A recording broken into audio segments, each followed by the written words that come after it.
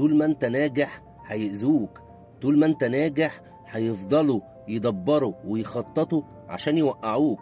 امال انت فاكر ايه؟ فاكر ان النجاح سهل؟ فاكر ان هم هيشوفوك بتنجح وهم بيفشلوا وهيسيبوك؟ اوعى تفتكر كده ابدا.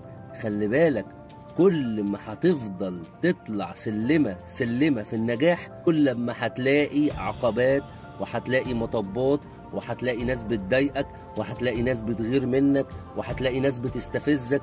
كل ده طبيعي، اوعى تفتكر ان ده مش طبيعي، ده طبيعي جدا.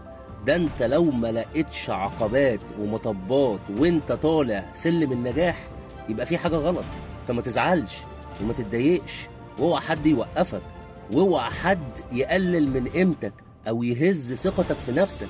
خليك مكمل وامشي في طريق النجاح، وبإذن الله ربنا سبحانه وتعالى هيكرمك وهيرزقك وهتنجح نجاح مبهر تخلي كل أعدائك يقفوا جنبك ويسقفوا لك.